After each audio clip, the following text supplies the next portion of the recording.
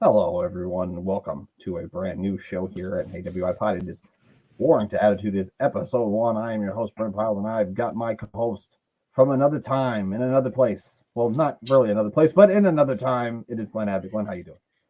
Oh, really good. Thank you. It makes a change not to be recording at 3:00 in the morning. I was just going to say, how does it feel to not be 4 o'clock in the morning? It's really, really good. What a good intro that was. I appreciate it. Thank you. That is a really good hype video. And it actually probably longer than the show. Because these are back, we're looking at these are back with show with Raws that are only like half an hour long with only 3 matches. Yeah, so those are the heady days of Raw. Yeah, so I think this one was like 48 minute time. I think the next 3 or 4 are like 48 minutes, and then that's when they start going to 2 hours. I think in February they start going to 2 hours. So, but we are like 2 weeks away from the Royal Rumble, so we'll have this show and then the next show, and then we'll have a big Royal Rumble show too. Excellent. So it's going to be a lot of fun. You wanted to talk a little bit about oh yes, over here in America we have strikes all the time. Like, have baseball strikes, basketball strikes. I never really heard of a labor stoppage for football, as you call it, or soccer, as us Americans do. So let's talk about that a little bit. Over here there is an Saturday evening show called Match of the Day, where they show highlights of the day's proceedings. The host of said show is one Mr. Gary Lineker, who used to play for Tottenham, Leicester, England.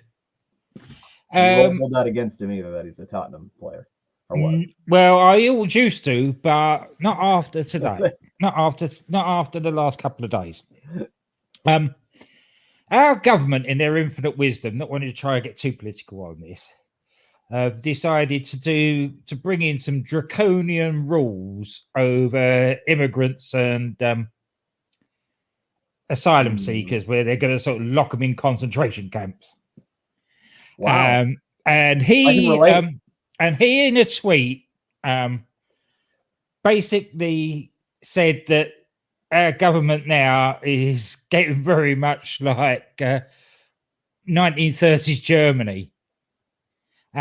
His company, the BBC, spat their dummy out over this and suspended him. Mm-hmm.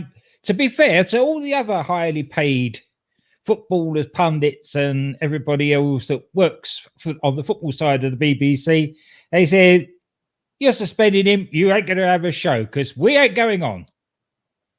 And nice. It started off with Ian Wright and Alan Shearer. They both announced on Twitter yesterday that they weren't going to appear on tonight's show. Everybody else has followed suit. So we've had none of the pre-match build-up today that they normally do at 12 o'clock on a Saturday afternoon. There is no result show, and there's going to be no match of the day tonight because the BBC couldn't get anybody to do it. They couldn't even get anybody to do their radio show. Wow, that's great to see when the man tries to stick it to somebody and then the man gets stuck right back to him. So I love it. Especially when these people are, they're not your average workers. They're not exactly badly off, right? But it's nice when they stick to a principle. Right, I admire that. And to take the opportunity to stand up for something when you're in that sort of position of power is not an easy thing to do, and not a lot of people are brave enough to do something like that. And like you said, you're not going to be able to push these guys around because they've already made money. They're just doing it for fucking something to do. They don't need your money. That's right. Gary Lineker and Alan Shearer, Sky will go, "Thank you very much," we'll have them straight away. Right. Ian Wright flits between BBC and ITV anyway, because he's like the sort of independent jobber of the punditry world. So he goes wherever he's needed. He turns up on Amazon and everywhere. So right, it ain't gonna hurt him if the BBC you can't work for us again. Right, and they do that. They're not going to have any staff, which is wonderful. Yeah, that's nice. That's good. I like that. Everybody joined in. They were like, okay, well, if you want to get rid of him, then you're not going to have any show whatsoever. Good luck. That's it. Yeah. So they've been stuck all day without any football. and of course, on Sky, they were on the Sky Sports channel when they were doing their usual Saturday afternoon, giving the scores out and everything. Along the bottom, with big banners with BBC not showing anything. Just to let you know, you will get no soccer coverage on the BBC. You'll have to yeah, stay here. Well, that's cool. Well, so it wasn't really like it was more like a strike of journalists or former players, as opposed to like in here in America, they'll strike and the players won't play because they need more money or shit like that. Yeah, no, this is more principled than that. Right, that's pretty cool. I like that. Which is nice. I think that's pretty fucking awesome. Well, Glenn, are you ready? Are you ready? I am. We're going off to the Knickerbocker Arena, I see. That's right. We're going to go back to a different time when the internet wrestling community did not exist in the way that it does today. So I'm sure that some people were fighting in AOL chat rooms whether WCW or WWE was better using their dial-up internet. Yeah. I was 14 years old at this time, and probably the biggest time that I was ever a mark for wrestling was when I was 13, 14 years old, because the shit was real to me, Glenn. Yeah, apart from part of this show, which we will get to. We're going to talk about this wasn't real to anybody. That's right. So the new year of 1997 just rang in 6 days ago. Tony Braxton's "Unbreak My Heart" was the #1 song in the USA for the 11th week in a row. And do you want to know, Glenn, what the #1 song in the UK was? You want to take a guess? 97. Beginning. What was the Christmas #1 in 97? I can't remember. Go on. What is it? It was the Spice Girls' "To Become One." To Become. Yeah, because that was the Christmas #1, so it was still there. That makes sense. And the WWF had been losing the ratings war to WCW for 31 straight weeks at this point, is where they were at in their losing streak.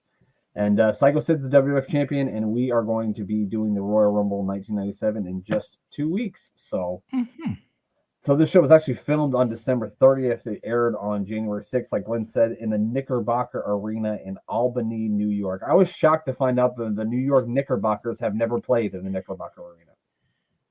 Oh, right.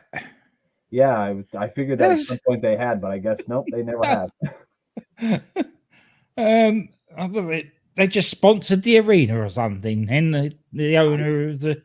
So it opened in 1990, and the name actually got changed later in 1997 to the Pepsi Arena. So soon it won't be called. It'll be called the Pepsi Arena. It's now known as the MVP Arena. Actually, had the 1992 Royal Rumble was held at this building, which is like the greatest Royal Rumble of all time, where Ric Flair won the WWF Championship. Was at this building. It also had the 2000 No Mercy show and the 2006 New Year's resolution where Edge cashed in the first Money in the Bank briefcase on John Cena. It also held the infamous Raw where Austin gave Vince McMahon and The Rock the beer bath. Oh, lovely. Also, Titus O'Neil became the first 24/7 champion at this arena as well. So a lot of history at the Knickerbocker Arena. So, yes, I looked up all that information. So, excellent. That saved me doing it. You're welcome, Glenn. I'm going to do the research on this show. So, how do you like that? Show kicked off. We got like a video package. It was Vader hyping up his upcoming match with Bret the Hitman Hart. They also showed us some things that happened on the first episode of Shotgun Saturday Night. Glenn, I got a little clip of the biggest thing that happened on the first episode of Shotgun Saturday Night. I'm going to play it for you all here. Yeah, let's see this. It's going to be history. What is she doing on the apron? What? Oh my God! What is she doing?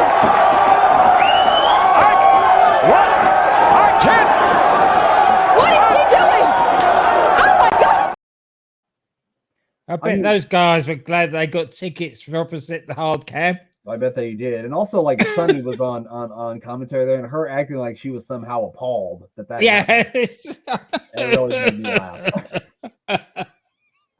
So if you're not watching this on YouTube and you just heard that, what happened if you don't know? Marlena whipped her boobs out and helped Goldust defeat the Sultan. Yes, that's right. His name was the fucking Sultan, and we weren't watching Aladdin. Rikishi was the Sultan, wasn't he? Yes, he was. Yeah, that was one of his earlier incarnations. Yeah, I believe Bob Backlund and the Iron Sheik were his managers, which is the strangest combination of people ever. Like the Iron Sheik and Bob Backlund. Really? That's what we went with?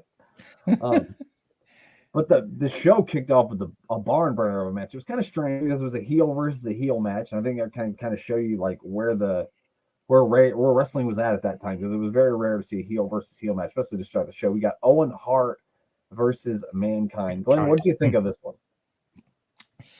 It was actually really good. I enjoyed Mankind back then. It was a pretty good match, I would say. Yeah, no, I have to 100% agree with you. I had forgotten that Clarence Mason had ever had anything to do with Owen Hart and the British Bulldog. Like, I always remember him being with the Nation of Domination. So I was a little surprised to see him, because I always remember them being with Cornette, you know? That's right. Well, you say apart at some point, even Owen ends up with the Nation of Domination. You know what, Glenn? You're absolutely right. That motherfucker does it, though, doesn't he? Yeah, I mean, this is a very physical matchup. We saw people, there were chair shots. We saw Owen hit him with the Slammy Award, the tag team title belts, everything but the kitchen sink in this one. Mm-hmm. Yeah. And Jerry the King Lawler was making a lot of jokes that you wouldn't get over on TV about Jose Lothario during this match. Oh, God. A lot of insensitive things. Yeah. Oh, well, there's a lot of that could have happened. We're going to hear a lot of that over the coming weeks. Unfortunately, that's the kind of Jerry Lawler shtick. And not just for Jerry Lawler either. That's true. I mean, that's probably going to be everybody, especially with not so much in '97, but in '96. Like some of the stuff they said about Gold Dust, you would not. Yeah. No. My favorite part of this match is when Mankind got it was like a bin full of ice and drinks for JR and Vince, I guess. He got it up and cracked Owen Hart over the head so hard that he cracked it. Yes. It was literally broken in half.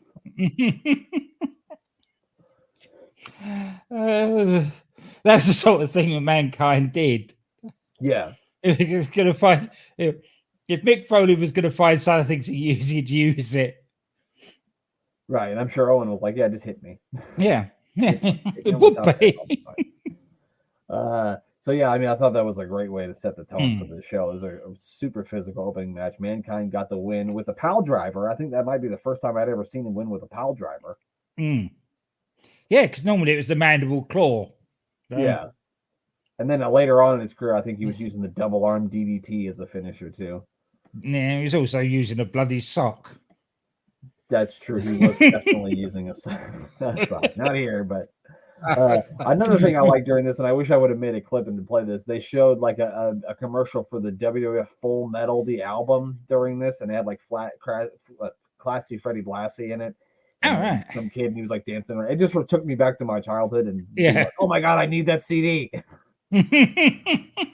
So I thought that was funny. It was really, I'm sure we're gonna see that, every episode of Raw for the next 6 weeks. That damn commercial, and I'll probably hate it by week. By the end of it, yeah. And then we got an interview with Shawn Michaels, Jose Lothario, and Jose's son Pete. They got to talk about Psycho Sid.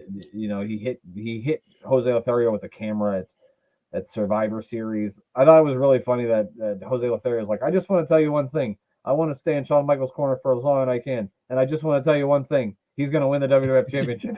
Yeah. Yes, it wasn't exactly the most fluent of promos. You just wanted to tell us one thing, but he wanted to tell us one told thing you to. Times. I thought that was funny. And then Pete says if he needs to help his father at the Royal Rumble, he will. And I think maybe later on he's going to regret those words, perhaps.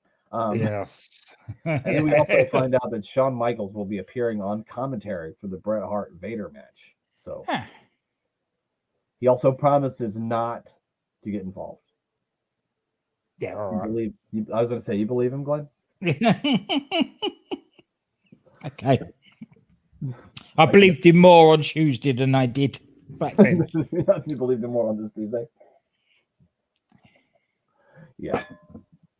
All right, and then we got a Shotgun Saturday Night recap, and I showed you one clip from Shotgun Saturday Night, but I have to show you the opening because I watched a little bit of the first episode of Shotgun Saturday Night, and I need you to see crazy ranting Bob Backlund. Are you ready?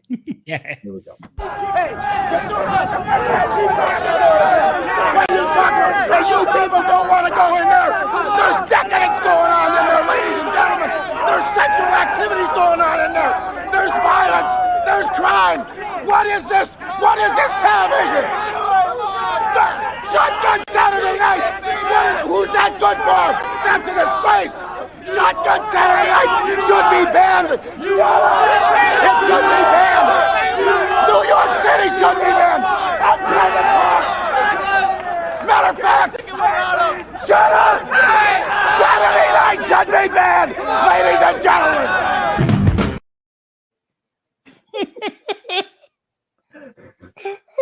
I love the brave guy that would push him around.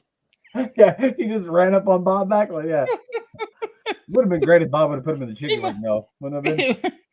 No, the man might be a buffoon, but he's a tough old buffoon.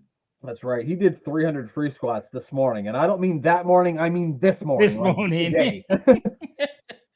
I mean today. Glenn, do you want to hear some of the results from the first episode of Shotgun Saturday Night?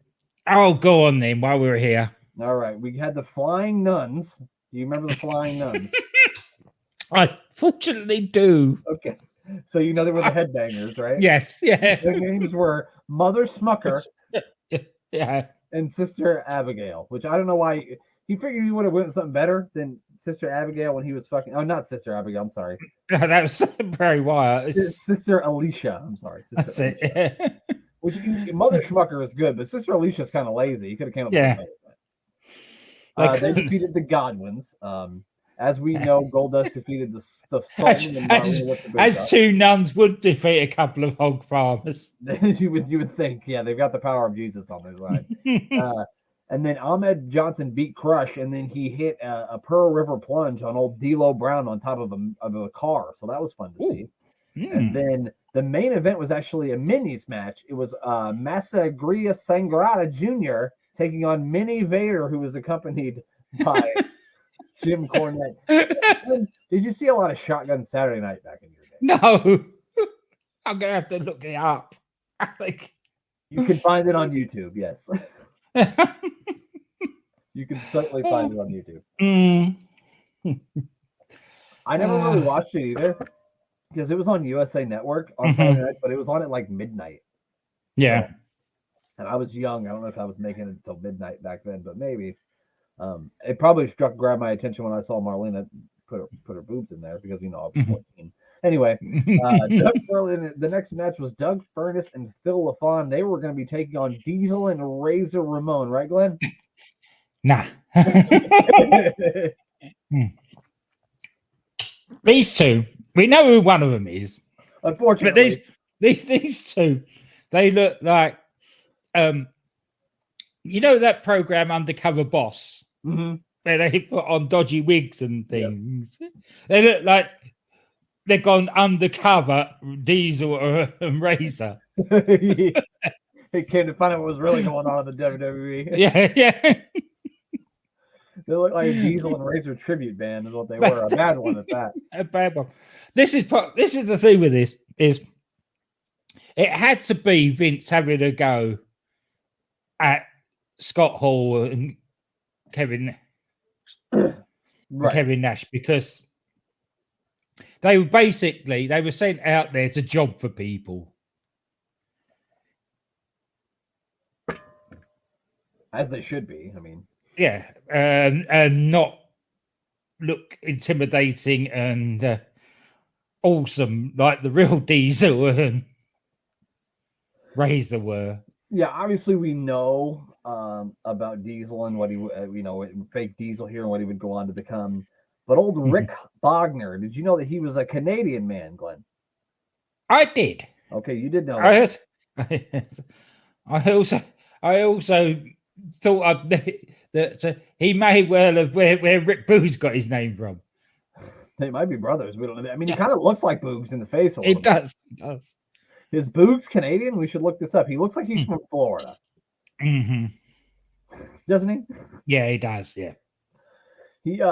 Wrestle also wrestled under the name as Big Titan and Rick Titan. He apparently debuted in 1989. He later was in FMW in Japan, where he was in a tag team with Mike Awesome, who was then known as the Gladiator. It's a real good name.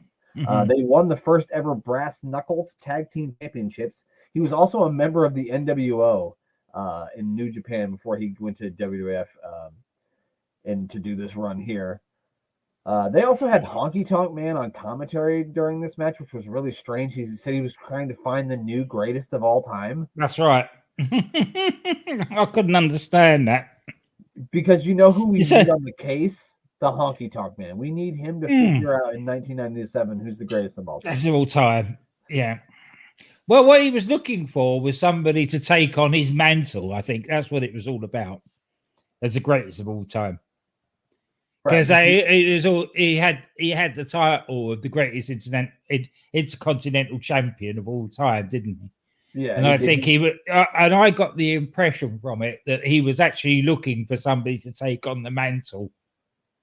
Yeah, I think I don't know if you remember it, so I won't spoil it. But I know in the next couple of months he's probably going to find that someone that he's going to be his next protege. So it'll be interesting to see where that goes. Glenn, you know much about Doug Furnas and Phil LaFon besides their run in WWE? Because I don't. Yes. Okay. Yes. We covered a couple of matches in New Japan on Piece of Business. Again, a great tag team that were ruined by WWF. I just don't think that WWF knew what to do with guys like that. No. They had no idea. They got them in from doing all these New Japan and all these independent territories that had really good tag divisions, and then thought, well, what do we do? Well, this is still the same now. What do we do with them? Right. Yeah, I think that they would. I'm not to say that WWE now would do a whole lot of good with them, but I think that they would have a better chance now on WWE TV or NXT TV than they did back then, just with their wrestling style. I mean, they were a great tag team. All the matches I watched them have were always good.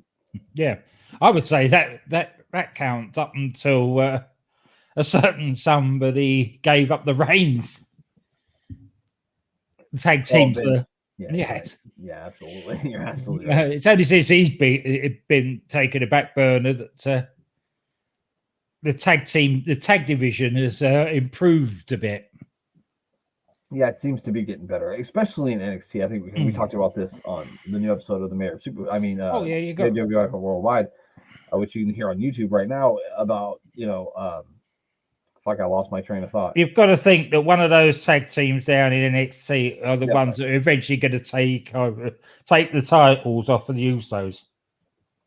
Well, I don't want to spoil WrestleMania, but I think we know the two guys that are going to take the titles off the Usos.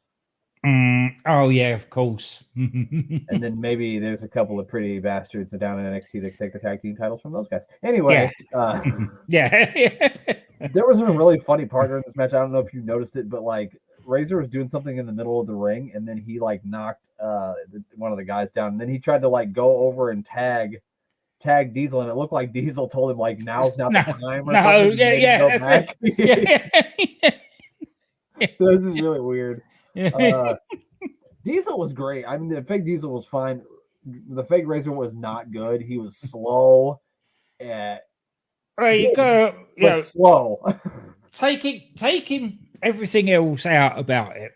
Let's talk just about Glenn Jacobs as a wrestler for a minute. Yeah. No, he made Isaac Yankem work. He made fake Diesel work. And then finally they gave him Kane, which he ran away with. So, yeah, you won't expect him to be the one that's actually orchestrating it and saying, you've got another 2 minutes yet before you tag me in. Hey, dumbass, if you're going to tag me, at least bring it and put him in a headlock or throw him over here in the corner because we're the heels, dumbass. Yes, yeah. Don't tag me while he's in the middle of the ring.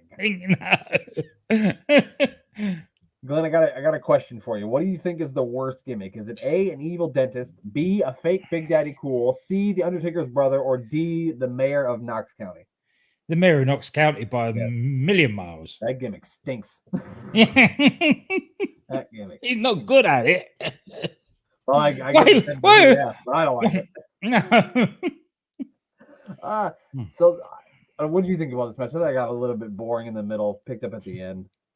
I hadn't seen much of fake Diesel and Ray, the fake Razor, apart from clips and bits and pieces that I must have seen back in the day, but I couldn't remember. Right. They were everything I expected. Absolutely. I wasn't disappointed at how bad it was. Absolutely. Yeah, I mean, like I said, Diesel was fine, but the Razor he was just not good. He needed a lot more seasoning. Mm-hmm. Thankfully, he didn't get it. No, because he ain't around for long. And that's probably yeah, I know. I thought Phil LaFon was the star of the match. I mean, he got the hot tag from Furnace, and he really came in there and just, he was doing a lot of cool shit for 1997. So they were a fun tag team to watch for sure. You think that went on for nearly 10 minutes? Yeah, that's the longest. That is the longest match of the show. So right, and when you get Bret Hart and Vader in the main event, you think that would go longer, but I mean, yeah, unfortunately, he had Vader in it. Yeah, and he's not going to have a long match. That's a very good point. And then, Glenn, for some reason, I thought an episode of NXT 2.0 broke out because they're like, oh, here we've got an interview with Bret Hart. But then they cut to a recap of King and Goldust. Yeah. Apparently, Hunter Hearst Helmsley used to kidnap women because he was trying to kidnap Goldust's wife during this thing. Yeah, that's right. Luckily, Mark Marrow, of all people, showed up to save her. And then a fight broke out. And apparently we're going to get Goldust and the Wild Man versus Triple H and the King. So we got that look forward to. Oh, that'd be a barn burner. Yeah, I'm excited. It It was just so weird. Like, what the fuck happened to Bret Hart? Where did he watch the video package with us? Where'd Bret go? Yeah. It's like, what the hell? It was legitimately like watching 2.0. Yeah, it was. So then we get on to why if we're talking about it, we might as well get on to the main event. Yeah, they do. They do get the Bret Hart interview finally, which was very strange. He called Vader dumb. Yeah, he said Vader's big, but he's also dumb. And then Sid's music hit, which seemed to really irritate Bret Hart. He was very upset. He apparently doesn't like Sid's music. When you're talking about one big dumb person, you don't want another one's music coming on, do you? I guess that's a good point. And then, Glenn, do you remember the Royal Rumble promo videos with super fans, Adam and Yes. George? Oh, well, God. For the people at home that don't know who Adam and George is, let's introduce the guys. This is the Alamo Dome, home of the Royal Rumble. This is going to be the coolest event of all time. I can't wait. Only 7 weeks to go. 7 weeks? Do you think we're too early? No way, man. I came 4 weeks early for the Stones concert, and the Royal Rumble is much bigger. I'm excited. Bad. No, sir. Wouldn't do that if I was you. Why not? Could lose that seat. Ooh. You're right. This is it, man. The Royal Rumble locker room. I bet it's Shawn Michaels' locker room. No way. It's too big. It's got to be the champ's locker room. It's got to be Sid's. Look at this shoe. Oh, look at the size of these shoes. Size 19s. Oh, I bet they're Yokozuna shoes. You know what Yokozuna does in these shoes? Bad things, man. George, Yokozuna doesn't wear shoes. I knew that. Hey, how's Christmas? I was here with you all day, remember? What are you going to do New Year's Eve? Hey? Me too. By the way, thanks for the Christmas present. What Christmas present? Exactly. Glenn, doesn't that make you want to order the 1997 Royal Rumble? I'm speechless. My favorite part of this. Those two are probably 25 years later still sitting in a basement somewhere doing a wrestling podcast and sounding as bad as they did back then. Glenn, I'm sitting in my basement doing a wrestling podcast. My favorite part of that whole thing is, I don't know if other people are going to be able to see it, but I could see the pain in Glenn's face as we were watching. Glenn just put his hands on his hands, and it was just hilarious. I had fun. I enjoyed that. And then we got an interview with Psycho Sid. He looked very shiny. Didn't he look really shiny to you? Yeah, he looked extra shiny, actually. He'd probably been in the Big Boss Man shower by the look of him. He used the Big Boss Man slip and slide. Yes, he did. Yeah. They also played his music behind him the whole time. And you know what? Which was probably what was annoying Bret Hart. Bret Hart hates that fucking music. And Glenn, everybody at home, to understand the Sid promo, you need to be able to hear the Sid promo. So let's get a little clip of it here. Yeah, go give him the promo. I am not intimidated by nothing. No man that wolves. Now see, what we're standing in here right here is what I consider the dying field. And inside this area, you have to hit or be hidden. You have to kick or be kicking. And in some cases, you have to take a camera and hit someone before you are hit first. I told you wouldn't apologize, McMahon. Good job. See, in San Antonio at the Alamo Dome, everybody's going to realize something just like that. See, the day I was born the man. See, Shawn Michaels, you, my friend, can never have that claim. I don't care even if it's in your hometown. So I'm going to walk into San Antonio with the odds against me. I will walk in the man, and I will walk out.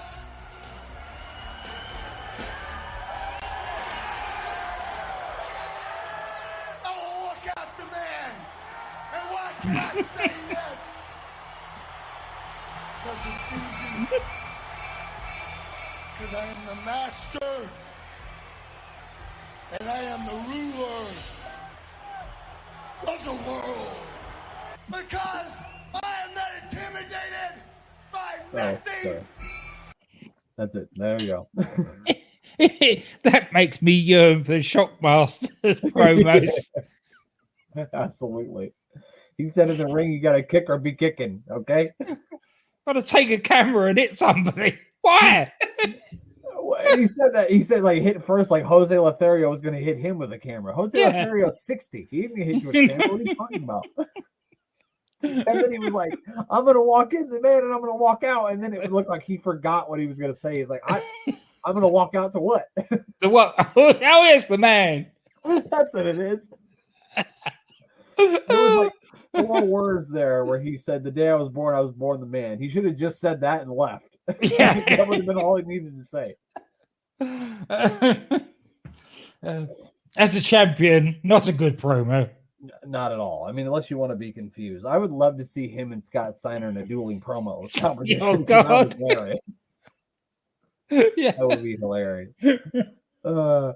Shawn Michaels also made his way out to the ring when Sid's promo was over. He was dancing on the table. Sid apparently hates dancing because he was not happy with this. And he said, I cannot be held responsible for what I'm going to do. So if I was Jose Lothario and Shawn Michaels at that point, I would probably be thinking, what's going on with Pete? But they apparently didn't think that. So No. because why would they? Because why would they? And that brings us to it's the main event. Bret Hart is taking on Vader. I also like they showed a video clip from WWF Superstars. I love me some WWF Superstars, so I was glad to see this clip where Jim Cornette was biting off a little more than he could chew. He got tombstoned by The Undertaker, and that's why he was not with Vader. Yeah, not at ringside. Glenn, what do you think of Shawn Michaels on commentary in this match? Didn't do a bad job.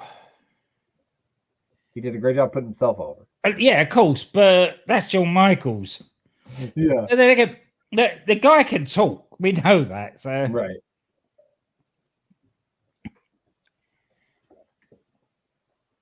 So I just thought it was funny that he was kind of putting himself over and Vince McMahon was helping him put himself over. I just thought it was really well, we'll come to that in a few episodes' time. Yeah. About the Vince McMahon bit. Vince McMahon being in the Shawn Michaels Tish Your Ass Club. He sounded like he was joining it during this commentary. He sounded like he was. Yeah. Well, that basically sums up the whole of '97, doesn't it? Man? This match that kicks it off, and it goes downhill from here. Yes, it does. I also thought it was strange during this match. They were talking about the Royal Rumble, and I don't know if like Vince was trying to throw people off of that they were probably going to have Bret win it. I know that's not what ends up happening, but I feel like that's where everybody was going. He said that Bret Hart was the least likely to win the Royal Rumble, which I thought was absolutely ridiculous because he's fucking Bret Hart. Yeah. And what people didn't know at that time that it was Vince that had to say on who won it. Yeah, absolutely. What did you think about the match? It was very hard hitting. Oh, excellent. It could have, that was as near as you got, especially a New Japan match, right, in a WWF ring. I would have loved to have seen Bret Hart and Vader square off, say 1992, 1993. I just kind of feel like Vader had lost a little bit of a step by the time he came to WWE, and I just think like the match that he had with Flair at Starrcade '93. Imagine Vader having that sort of he's the big heel and Bret's the ultimate underdog babyface kind of match, and I just think that would be really that would have been a lot of fun to see. It would have. Unfortunately, this is the thing with wrestling is that people come along at different times, and that's why there's so much fantasy booking goes on. You think, oh, what would it have been like if so and so had been around at such a time? Right, for every Rock versus Austin, you got like perhaps like what could have happened between like Bret Hart versus a Vader. You know what I mean? Yeah. Vader hit a big splash off the second rope onto Bret Hart, which I thought was going to be the end of it, and it wasn't. No, he kicked out. He did kick out. There's not many people that kick out from that. I can tell you two people who wouldn't, me or you. I can say I've seen plenty of Vader matches, and there's not many people that kick out on that. Yeah, I really did. When he hit that, I was like, "Oh my god!" I mean, he's going to win here because when going into this thing, you don't expect Vader to win. You kind of just thought Bret Hart would get the win. Vader also tried to hit the Vader bomb, but Bret did a good job of getting his knees up. But I thought like when Vader came off of that Vader bomb, obviously he can't bring his full weight down if he's going on somebody's knees. But I thought he came up kind of soft, like he let him beat. I thought, but I guess you got to do what you got to do. That's right. Because otherwise, Bret Hart breaks both of his legs. Yeah. And probably a couple of Vader's ribs. And then they took like a big Vader ran at Bret, or I think Bret ran at Vader, and they did like a big bump over the top rope where they both went over the top rope. And then Sid showed up and grabbed a cameraman who didn't want to go with him. He accosted a cameraman and kidnapped him because the cameraman was like, "No," and it's like, "Come on, that camera comes at my wages. You're not going to hit anybody with this." You're right. You just said you hit people with the camera. I'm not going to let you have this. And then, I didn't even see Stone Cold Steve Austin run out there. Did you? No. I had to replay it 3 times for me to see him run out there. He snuck right by him. I'm still actually getting over the fact of seeing him in trunks. Oh yeah. And so he comes out there and he hits. He kind of takes Bret Hart's knee out. Then he hits him with a Stone Cold Stunner. When the referee's trying to stop Vader from hitting someone with the steel steps, Vader rolls Bret back in, hits the Vader bomb, and Vader gets the win on Bret Hart. Yep. And this one, which is a bit of a shocker for me, but I guess it doesn't really hurt Bret Hart at all to lose the Vader. Like I say, 1997 wasn't Bret's best year. And this was the start of it, and it went downhill from here. It starts to get a little bit better, I think, after WrestleMania 13 a little. And then it goes downhill. Definitely. Then it goes downhill from there, but I guess we'll find out. They then cut to the back where we see Sid, and he's got a hold of old Pete Lothario in a chokehold. He then power bombs Pete on the table, which that table did not have any give, and that looked like it hurt. No, that really didn't, did it? It just boom. And you would think, he's not even a wrestler. You think they would get at least a good table for him. But no, they just said, "Here, take this old one." Yeah. And then the show ends, of course, with Shawn Michaels very unhappy, yelling and screaming at the camera as Aldo Montoya and other wrestlers, not medics, other wrestlers, are checking on Pete Lothario. Yeah.